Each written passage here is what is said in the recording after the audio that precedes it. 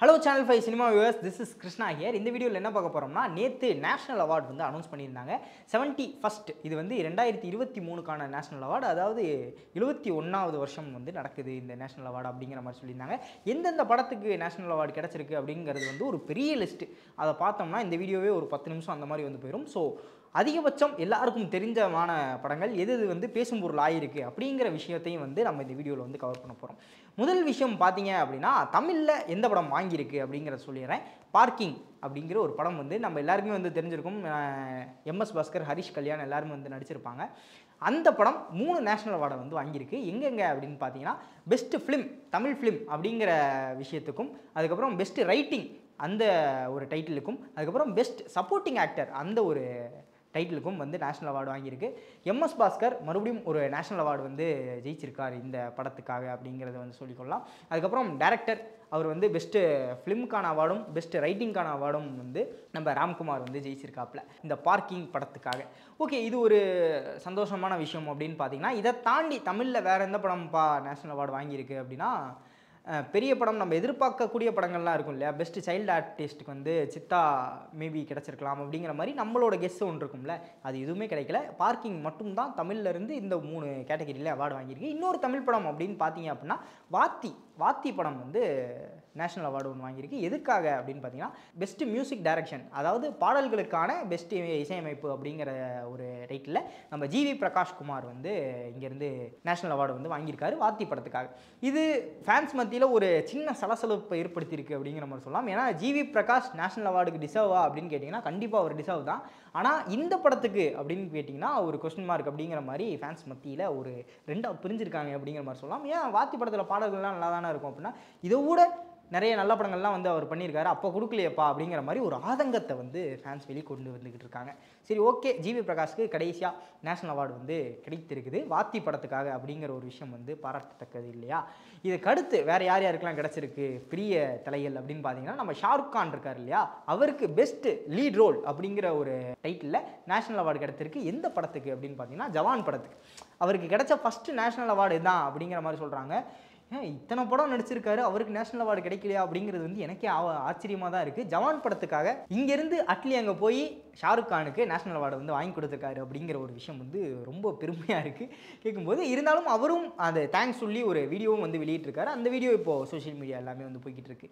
அந்த அட்லி ஸ்டைல்லே வந்து ரெடி அப்படிங்கிற மாதிரிலாம் டைலாக் சொல்லியிருக்காரு. ரொம்ப சூப்பராக வந்து இருக்குது அந்த வீடியோ பார்க்கும்போது. ஒரு மாதிரி ஹோல்சமான விஷயம்.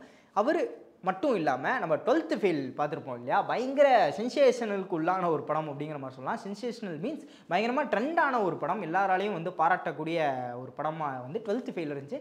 அந்த ஒரு படத்துடைய ஹீரோ விக்ராண்ட், அவரும் வந்து the best lead role actor அப்படிங்கிறதுக்கான நேஷனல் அவார்டு வந்து வாங்கியிருக்காரு.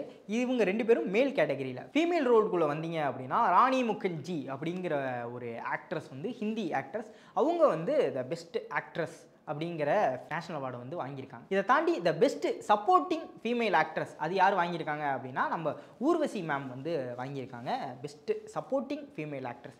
எந்த படத்துக்காக அப்படின்னு பார்த்தீங்கன்னா மலையாளத்தில் ரிலீஸ் ஆகிருக்கக்கூடிய உள்ளொழுக்கம் அப்படிங்கிற படத்துக்காக the best female supporting actress அப்படிங்கிற நேஷனல் அவார்டு வந்து வாங்கியிருக்காங்க. ஓகே, இப்போது best actor, supporting actor, best actress, supporting actress இது எல்லாமே வந்து பார்த்தாச்சு இல்லையா. மியூசிக் டைரக்ஷன் வந்து பார்த்துட்டோம். அதே மாதிரி இன்னொரு பெரிய படம், அதாவது அந்த லைனில் ரிலீஸ் ஆகி இருக்கக்கூடிய ஒரு பெரிய பட்ஜெட் படம், எல்லாராலையும் பேசப்பட்ட மீம்ஸ்கள் அப்புறம் ரீல்ஸுகள் எல்லாத்துலேயும் ட்ரெண்ட் ஆக்கப்பட்ட படம் அனிமல் படம் என்னென்ன நேஷனல் அவார்டு வந்து வாங்கியிருக்கு அப்படின்னு பார்த்தீங்கன்னா, அதுவும் த பெஸ்ட் சவுண்ட் ஸ்கோரிங் இருக்கு இல்லையா, சவுண்ட் மிக்சிங் அதுக்காகவும், அதுக்கப்புறம் வந்து பிஜிஎம் மியூசிக் சைடில் வந்து பெஸ்ட் பிஜிஎம் அப்படிங்கிறதுக்காகவும் வந்து நேஷனல் அவார்டு வாங்கியிருக்கு. நிறைய பேர் வந்து ஒருத்து தான்ப்பா, என்ன தான் ஸ்டோரி வைஸ் நிறைய சர்ச்சைகள் வந்து அப்போதைக்கு எழுந்தாலும் மேக்கிங் வைஸ் இது ஒரு பக்காவான படம் அப்படிங்கிற விஷயம் தெரிஞ்சதுனால அனிமல் படம் வந்து ஒரு சூப்பரான நேஷனல் அவார்டு வந்து வாங்கியிருக்கு. இது வந்து பெஸ்ட்டு ஸ்டண்ட் காட்சிகள் அதற்காகவும் வந்து அனிமல் வாங்குங்கிற மாதிரி எதிர்பார்க்கப்பட்டுச்சு. ஆனால் அந்த டைட்டில் வந்து ஹனுமான் படம் இருக்கு இல்லையா, இந்த ஒரு சூப்பர் ஹீரோ படம், அந்த படம் வந்து தட்டிட்டு போயிடுச்சு. ஸோ அங்கே மட்டும் ரசிகர்கள் இந்த அவார்டும் வந்து அனிமலுக்கு கொடுத்துருந்துக்கலாம். ஸ்டண்ட் எல்லாமே சூப்பராக இருக்கும், ஆக்ஷன் சீன்ஸ்லாம் பயங்கரமாக இருக்கும். அது ஏன் ஹனுமானுக்கு வந்து போச்சு அப்படிங்கிற ஒரு கேள்வி வந்து போய்கிட்டு இருக்கு. மேபி அனிமல் வந்து இந்த 2 அவார்டு வாங்கியிருக்கு, ஹனுமானுக்கு வந்து அந்த ஒரு அவார்டு வந்து கொடுத்துருக்காங்க. இந்த மாதிரியான கேள்விகள்லாம் வந்து ரசிகர்கள் மத்தியில் போயிட்டு இருந்தாலும் அனிமலுக்கு the best stunt choreography award வந்து கிடைக்கல. அந்த அவார்டு வந்து ஹனுமனுக்கு போயிடுச்சு அப்படிங்கிற ஒரு விஷயம் வந்து குறிப்பிடத்தக்கது. இன்னொரு பெரிய சம்பவம் அப்படின்னு பார்த்தீங்கன்னா, த கேரளா ஸ்டோரி அப்படிங்கிற ஒரு படம் வந்து நம்ம எல்லாருமே வந்து கேள்விப்பட்டிருக்கோம்.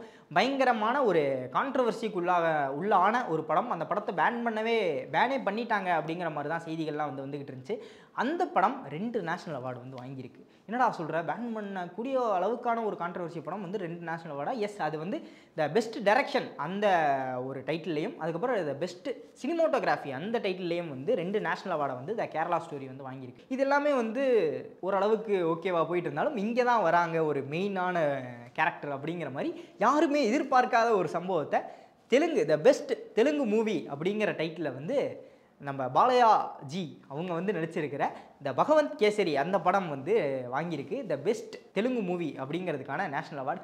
இது எல்லாருக்குமே வந்து ஒரு பெரிய ஷாக்காகவே இருக்குது அப்படிங்கிற மாதிரி சொல்லலாம். ஏன் ஷாக் அப்படின்னா, பகவந்த் கேசரி படத்துக்கு நேஷனல் அவார்டா அப்படிங்கிற மாதிரி ஃபேன்ஸ் மத்தியில் பயங்கரமான ஒரு ஷாக் வந்து போயிட்டுருக்கு. மீம்ஸ் எல்லாமே வந்து இதை தொடர்ந்து வந்துக்கிட்டு இருக்கு.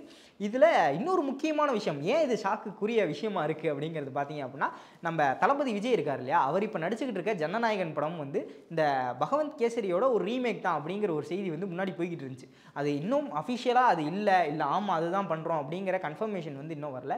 ஓரளவுக்கு ஆல்மோஸ்ட் அஃபிஷியல் ஆகிடுச்சு அப்படிங்கிற மாதிரி சொல்லலான்னு வைங்களேன். அதெல்லாம் வச்சு மீம்ஸு ட்ரோல்ஸ் எல்லாம் வந்து போய்கிட்டு இருந்துச்சு. ஏன்னா பகவந்த் கேசரி பாலையா படத்தை வந்து ரீமேக் பண்ணுறாங்களா, அது எப்படி இருக்க போதும் அப்படிங்கிற மாதிரி.